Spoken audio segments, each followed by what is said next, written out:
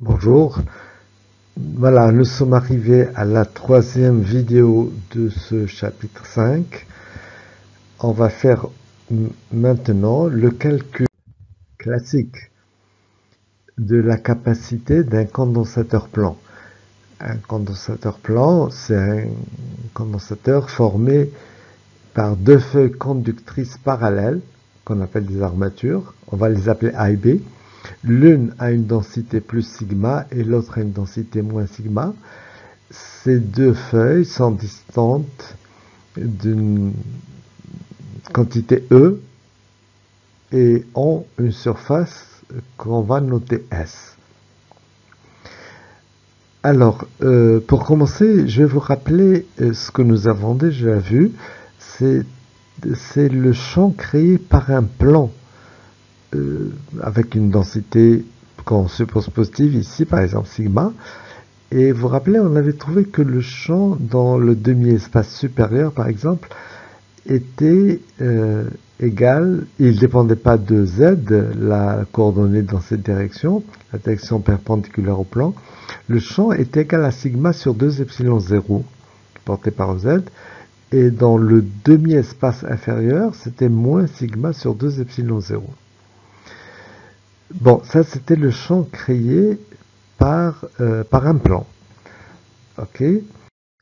Alors, pour maintenant, si la charge c'est moins Q, si la densité est moins sigma, bah, c'est la même chose, sauf que là maintenant, les lignes de champ, bien entendu, sont dirigées vers les charges. Donc, dans le demi-espace supérieur, ça sera moins sigma sur 2 epsilon 0. Et dans le demi-espace inférieur, c'est plus sigma sur 2 epsilon 0. Bon, maintenant, si on a les deux à la fois, les deux plans à la fois, on va pouvoir utiliser le principe de superposition. Bon, déjà, une première remarque avant de faire ça, c'est que nous avons ici des surfaces S qui sont finies et non pas des plans. Mais on va négliger ce que nous appelons les effets de bord, c'est-à-dire on va supposer que ces feuilles elles ont une dimension très très grande, c'est-à-dire la largeur ou la longueur de la feuille est beaucoup plus grande que l'espace entre les deux plaques, l'espace petit e. D'accord? Alors, si on fait ça, ben, on va pouvoir appliquer le résultat tout à l'heure et considérer que le champ créé par cette surface, c'est le champ créé par le plan. Okay? Alors, en appliquant le principe de superposition, par exemple, en un point qui est ici, le champ créé par le plan A est dirigé vers le haut, mais le champ créé au même point par le plan B, c'est chargé avec la densité moins sigma, c'est la même chose, mais dirigé vers le bas. Alors, tous les deux valent sigma sur 2 epsilon 0, ce qui fait que la somme des deux, ici, va être nulle. Alors, vous faites exactement la même chose en bas, à l'extérieur, donc en bas, et on va trouver que le champ est nul.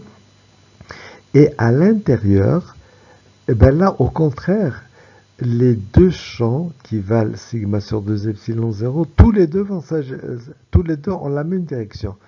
Hein, pour celui créé par A, il est dirigé vers le haut, il fuit la charge positive, donc voilà. Maintenant, le champ qui est créé par les charges négatives, ben, il est orienté vers les charges négatives. Donc, dans le même sens, c'est aussi sigma sur 2 epsilon 0. Et si on fait la somme des deux, bon, ben, on trouve le champ sigma sur epsilon 0 à l'intérieur du condensateur. Voilà. Ah ben, c'est maintenant on parle de l'extérieur. Bon, ben, j'en ai déjà parlé. Donc, voilà, les deux champs sont de sens contraire, ce qui va nous donner un champ nul. Voilà, en haut. En bas, ça va être la même chose. Vous avez les deux champs de même intensité, de même norme, mais de sens contraire, ce qui fait que ça va donner un champ nul. Voilà. Donc en résumé, à l'extérieur, le champ est nul, à l'intérieur, il vaut sigma sur epsilon 0. Voilà, on résume ça en disant que le champ électrique, électrostatique est confiné à l'intérieur du condensateur. À l'extérieur, il est nul. Bon, maintenant pour déterminer la capacité, on a besoin, vous vous rappelez, la capacité c'est Q sur delta V, et donc on a besoin de calculer delta V, la différence potentielle, par exemple VA moins VB. Eh bien, puisqu'on connaît le champ E, on va déterminer V en utilisant la fameuse relation E égale moins gradient V, qui se réduit ici à E égale moins dV sur dz, puisque la seule composante non nulle du champ, c'est EZ. Hein. Et donc, il n'y a pas besoin de dérivée partielle, mais on prend les dérivées droites, le gradient pour composante dv sur dx, dv sur dy, dv sur dz, les deux premières sont nulles, et il reste moins dv sur dz. Alors, on en déduit que la circulation du champ, par exemple, entre les deux plaques, donc si je dis que c'est entre A et B, pour l'abscisse Z, c'est entre 0 et E, si j'appelle E la coordonnée du plan B, donc la circulation de E, c'est donc la circulation de sigma sur epsilon 0, et bien cette circulation, elle est égale à moins dV. Hein, on peut le voir ici, hein, E de Z égale moins dV. Donc l'intégrale de E de Z, c'est l'intégrale de moins dV. C'est ce qui est écrit ici. Et cette intégrale porte de VA jusqu'à VB, puisque j'ai intégré de A jusqu'à B. Alors cette intégrale-là va nous donner moins, il y a le signe moins VB moins VA, c'est-à-dire VA moins VB, qui va être égal, ici, si on calcule ça, bon, sigma sur epsilon 0, c'est une constante, l'intégrale de dz cz, entre 0 et E, ça nous donne E. Donc sigma sur epsilon 0, E. Mais sigma, eh bien, c'est la charge par unité de surface, c'est donc la charge totale d'une armature, Q, la charge c'est Q, divisé par la surface S, sigma c'est Q sur S. Voilà.